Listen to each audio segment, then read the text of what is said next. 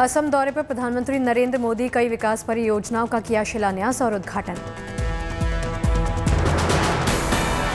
असम के डिब्रूगढ़ में प्रधानमंत्री नरेंद्र मोदी ने कैंसर अस्पताल का उद्घाटन किया। असम मेडिकल कॉलेज के कैंपस में बना है अस्पताल। सीएम बिस्वा रहे साथ में।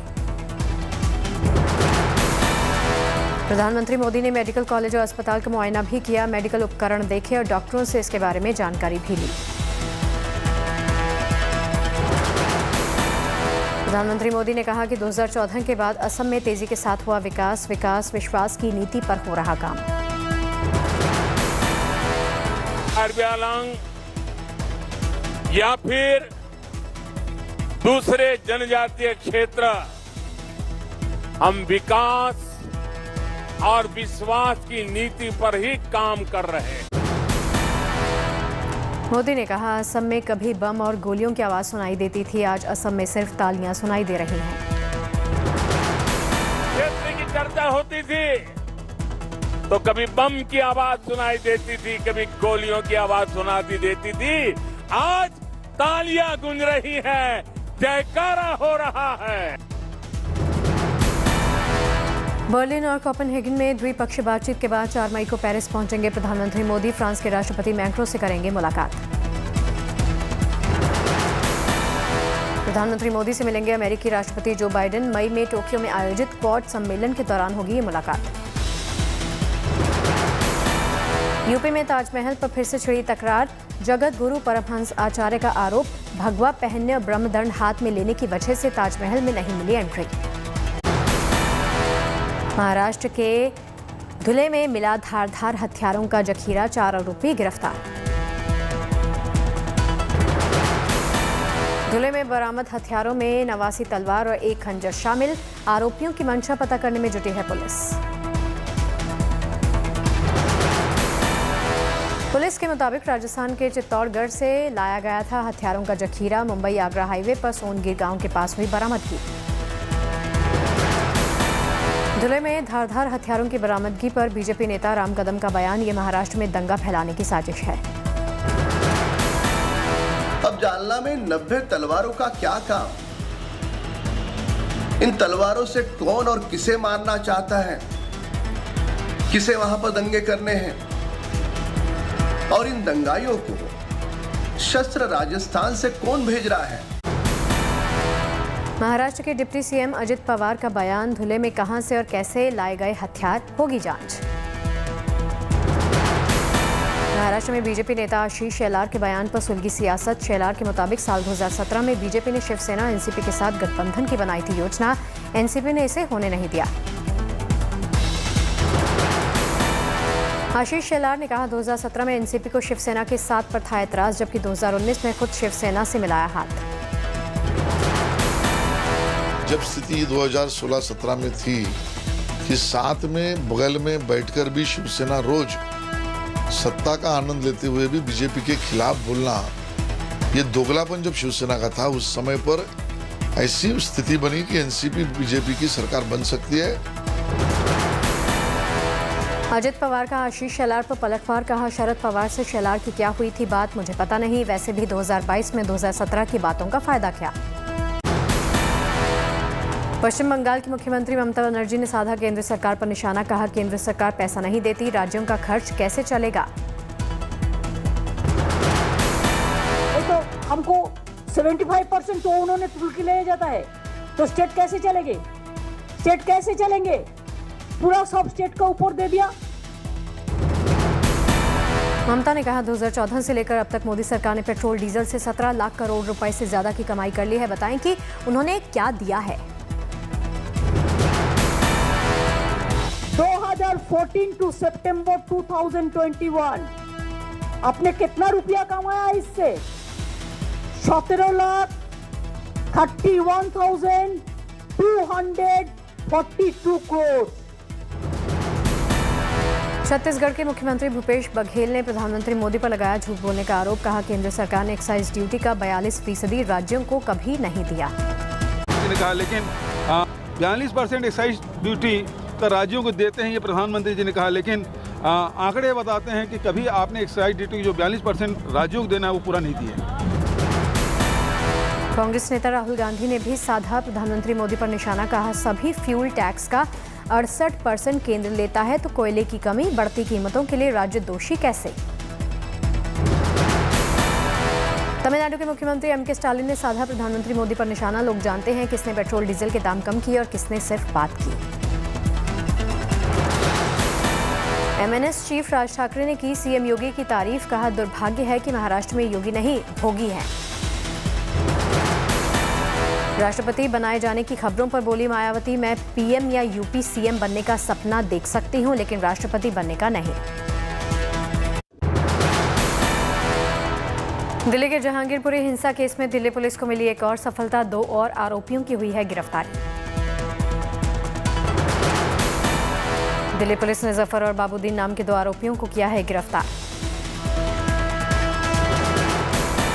रिश्ते में भाई हैं गिरफ्तार जफर और बाबूद्दीन, दोनों का मुख्य आरोपी मोहम्मद अंसार के साथ था संपर्क। मनी लॉन्ड्रिंग केस में गिरफ्तार महाराष्ट्र के कैबिनेट मंत्री नवाब मलिक ने लगाई जमानत की अर्जी, सोमवार को होगी इस पर सुनवाई। बीजेपी ने की दिल्ली के 40 गांवों के नाम बदलने की मांग, दिल्ली सरकार को भेजा नाम बदलने का प्रस्ताव।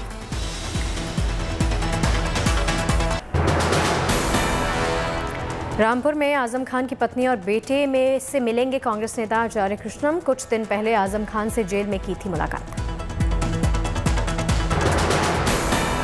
उत्तराखंड के चंपावत में सीएम पुष्कर सिंह धामी ने निकाला रोड शो, बनबासा से टनकपुर तक रोड शो। अमरावती के सांसद नवनीत राणा की रिहाई की मांग, छात्रों ने प्रधानमंत्री को चिट्ठी लिखकर रिहा करने की मांग की। नागपुर में एनसीपी कार्यकर्ताओं का महंगाई के खिलाफ प्रदर्शन, लाउडस्पीकर लेकर महंगाई के खिलाफ हल्ला बोल। बॉम्बे हाईकोर्ट से बीजेपी नेता किरीट सोमैया को मिली राहत, सोमैया और उनके बेटे की अग्रिम जमानत 14 जून तक बढ़ी। कमलनाथ ने मध्य प्रदेश विधानसभा में नेता प्रतिपक्ष के पद से इस्तीफा दिया, सूबे के कांग्रेस प्रदेश अध्यक्ष बने रहेंगे। जम्मू कश्मीर के पुलवामा में सुरक्षा बल के आतंकियों से मुठभेड़, 2 आतंकी ढेर किए गए। देर तक चली इस मुठभेड़ में सुरक्षा बलों ने आतंकी एजाज हफीज और शाहिद अयूब को मार गिराया। दोनों आतंकियों का आतंकी संगठन अल बदर से है नाता, जम्मू कश्मीर के ही रहने वाले हैं ये दोनों आतंकी। मारे गए आतंकियों के पास से 2 AK-47 बरामद किए गए, इलाके में सर्च ऑपरेशन जारी है।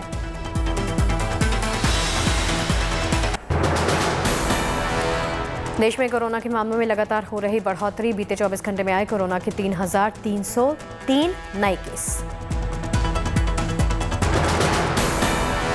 एक्टिव केसेस की संख्या में हो रही बढ़ोतरी, 16,980 पहुंचा एक्टिव केस का आंकड़ा। बीते 24 घंटे में 2,563 लोग दे चुके हैं कोरोना को मात, अब तक 4 करोड़ 25 लाख से ज्यादा लोग जीत चुके हैं कोरोना से जंग। देश मजबूती से लड़ रहा कोरोना से जंग, 98.474% है रिकवरी रेट। देश में जारी है टीकाकरण का अभियान, अब तक 188 करोड़ 40 लाख से ज्यादा टीकाकरण।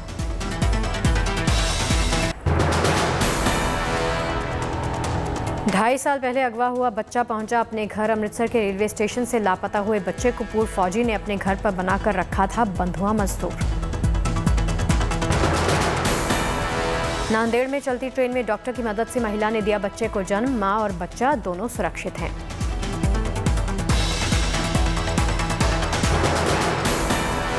बिजनौर में फिर अवैध कब्जों पर चला बुलडोजर, बाजार में नाले के ऊपर बनी 6 दुकानों को गिराया गया।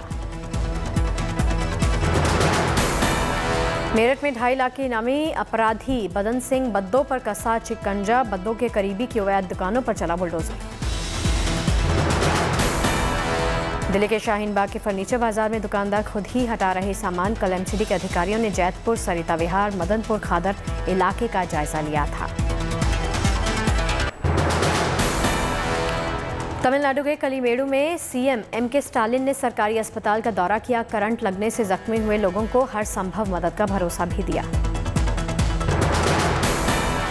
Central railway 574 summer special train चलाएगा। छत्रपति शिवाजी महाराज टर्मिनस, लोकमान्य तिलक टर्मिनस, पनवेल, पुणे, नागपुर और साईनगर शिरडी से समर स्पेशल ट्रेनें चलेंगी।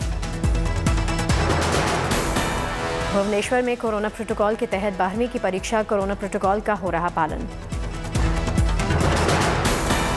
अहमदाबाद में साइकिल खरीदने पर भी अब देना होगा पहचान पत्र। आतंकी हमले में साइकिल के इस्तेमाल बढ़ने से प्रशासन ने लिया है फैसला। जम्मू कश्मीर के कुपवाड़ा में बीएसएफ और कृषि विभाग ने घाटी के किसानों की मदद की। किसानों को बीज और खेती के उपकरण दिए गए।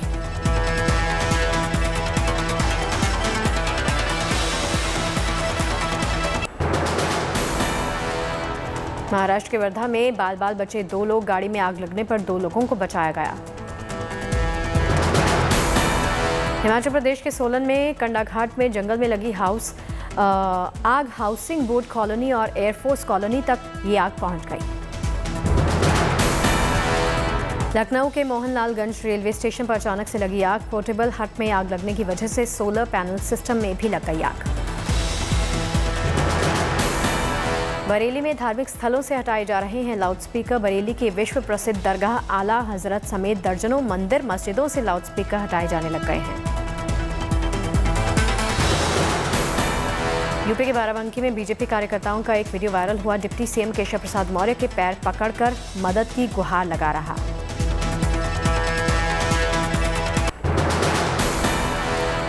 विश्व हिंदू परिषद के अंतर्राष्ट्रीय उपाध्यक्ष चंपत राय का बयान, संपूर्ण मंदिर बनने में और 1 साल लग सकता है। नोएडा पुलिस को मिली बड़ी कामयाबी। बंद मकान में चोरी करने वाले अंतर्राज्यीय गैंग का सरगना गिरफ्तार हुआ। अपराधी के पास से चोरी की स्कूटी, लैपटॉप, मोबाइल और ताला तोड़ने के उपकरण बरामद किए गए। गुजरात में कई महानगर पालिकाओं को मिला विकास के लिए फंड का चेक। अहमदाबाद में मुख्यमंत्री भूपेंद्र पटेल ने दिया 1184 करोड़ रुपए का चेक। देहरादून में बच्चों की सुरक्षा को लेकर कार्यशाला का आयोजन किया गया। सीएम पुष्कर सिंह धामी शामिल हुए। ओडिशा के पारादीप में तटरक्षक बलों का अभ्यास। चक्रवाती तूफान, भूकंप, सुनामी जैसे हालात से निपटने के लिए अभ्यास किया गया। उज्जैन में महाकाल कॉरिडोर का उद्घाटन करेंगे प्रधानमंत्री नरेंद्र मोदी। जून महीने में कॉरिडोर के उद्घाटन की खबर है। करीब 750 करोड़ रुपए खर्च कर तैयार हो रहा महाकाल कॉरिडोर। महाकाल मंदिर का परिसर अब 2 हेक्टेयर से बढ़कर 20 हेक्टेयर हो जाएगा।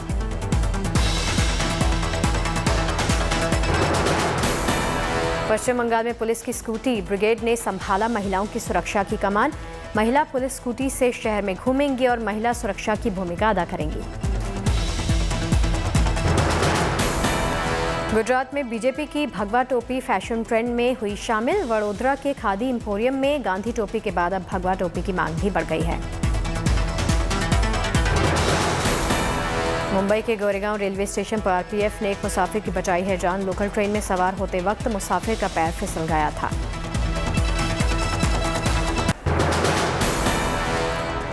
लिस्टिंग के बाद देश की 5वीं सबसे बड़ी कंपनी बनेगी। एलआईसी रिटेल निवेशकों के लिए 35% हिस्सा रहेगा सुरक्षित। 1 साल में 60% बढ़े डीमैट अकाउंट्स। फ्री स्पीच पर बदला मस्क का बयान। कहा, कानून के हिसाब से ही मिलेगी बोलने की आज़ादी। सीईओ के साथ ही ट्विटर की पॉलिसी हेड को भी टेक ओवर करने के बाद हटा सकते हैं मस्क। मेक इन इंडिया की सफलता से 2 साल में 4.6 गुना बढ़ा उत्पादन क्षेत्र। प्रोडक्शन बढ़ाने में नए ऑर्डर और निवेश की रही महत्वपूर्ण भूमिका। इस साल एप्पल के वेंडर्स भारत में 470 अरब रुपए के आईफोन बना सकते हैं। 2021-22 के 100 अरब रुपए के मुकाबले 5 गुना ज्यादा रकम के फोन बनने का अनुमान है। देश में कोयला संकट पर आंकड़ों के जरिए सरकार ने किया है बचाव। केंद्रीय कोयला मंत्री प्रहलाद जोशी ने कहा, घबराने की कोई भी जरूरत नहीं है। क्रिप्टो करेंसी पर वित्त मंत्री निर्मला सीतारमण ने जताई कई चिंताएं। कहा, सोच समझकर फैसला करेगा भारत। विदेश में सबसे बड़ी खरीदारी के लिए मुकेश अंबानी ने bye out firm Apollo global management से मिलाया है हाथ। दोनों मिलकर ब्रिटेन की फार्मेसी बूट्स के लिए लगाएंगे बोली। Online furniture platform wooden street ने जुटाई है $30 मिलियन की फंडिंग। वेस्ट ब्रिज कैपिटल से मिले फंड के बाद 1200 करोड़ हुई है कंपनी की टोटल वैल्यूएशन। स्वस्थ भारत के लिए ईट राइट इंडिया मूवमेंट के तहत ईट राइट फूड समिट का आयोजन किया गया। सरकार, राजनीति, निजी क्षेत्र के दिग्गजों ने किया हेल्दी इंडिया के निर्माण पर मंथन। डायरेक्ट सेलिंग के नियमों के उल्लंघन पर कार्रवाई का सामना कर रही ई स्टोर इंडिया कंपनी पर ईडी उठा सकती है सख्त कदम। नए नियमों की मियाद बीतने पर लगती है कार्रवाई की तलवार। जंग के 64वें दिन भी जारी है यूक्रेन पर रूसी बमबारी। खार्कीव शहर पर रूस ने दागे हैं मिसाइल्स। रूसी हमले में मारा गया एक यूक्रेनी नागरिक। पूरे इलाके में मिसाइल हमले से मची है भारी तबाही। लुहांस्क के गवर्नर सेर्ही हैदाई ने रूबिजन, ज़ोलोट और पोपास्ना में रूसी सेना के दबदबे को कबूला है। यूक्रेनी सेना की ओर से मुंहतोड़ जवाब का दावा भी किया गया। मारिपोल शहर की नई सैटेलाइट तस्वीरों से नए खोदे गए कब्रों का हुआ खुलासा। सरकार से मुआवजा लेने के लिए लोगों में होड़ मच गई है। रूस के पोलैंड और बुल्गारिया को गैस सप्लाई बंद करने पर जेलेंस्की का रूस पर हमला। पुतिन पर पूरे यूरोप को ब्लैकमेल करने का आरोप भी लगाया गया। जेलेंस्की ने जल्द से जल्द रूस के साथ कारोबारी रिश्ते खत्म करने की बात कही। यूरोपियन यूनियन के नेताओं से कीव में जेलेंस्की ने मुलाकात भी की। पश्चिमी देशों को रूसी राष्ट्रपति व्लादिमीर पुतिन की चेतावनी। यूक्रेन के साथ जारी जंग में बाहरी दखल पर तत्काल और त्वरित जवाबी कार्रवाई की दी धमकी। चुनाव परिणामों के बाद पहली बार पेरिस के बाजारों में नजर आए राष्ट्रपति इमैनुअल मैक्रों। खरीदारी कर रहे लोगों से बातचीत की। राष्ट्रपति को अपने बीच में पाकर खुश हो गए तमाम लोग। लगाए मैक्रो मैक्रो के नारे। चीन में जारी कोरोना प्रतिबंधों पर लोगों में नाराजगी है। राजधानी बीजिंग में प्रतिबंधों की वजह से लोगों को ऑफिस जाने में परेशानी आ रही। चीन के बीजिंग में नया पास जारी नहीं होने और कोविड जांच में देरी से लोगों का घर से निकलना हुआ मुश्किल। नाराज दिख रहे हैं यहां पर लोग। कम्युनिस्ट शासित क्यूबा में क्रिप्टो करेंसी के इस्तेमाल के लिए सरकार ने जारी की नई गाइडलाइंस। क्रिप्टो का इस्तेमाल करने वालों को बैंक से लाइसेंस लेना होगा अनिवार्य। रमजान के 27वें दिन अल अक्सा मस्जिद में 2,50,000 से ज्यादा लोगों ने पढ़ी नमाज। 15 अप्रैल को नमाज के बाद पुलिस से हुई झड़प के बाद पूरे इलाके में तनाव था। इजरायली पुलिस ने प्रधानमंत्री नेफ्ताली बेनेट और उनके परिवार की बढ़ाई है सुरक्षा। जान से मारने की धमकी मिलने के बाद ये फैसला। इंग्लैंड टेस्ट टीम के नए कप्तान बनाए गए बेन स्टोक्स, जो रूट से छीनी कप्तानी।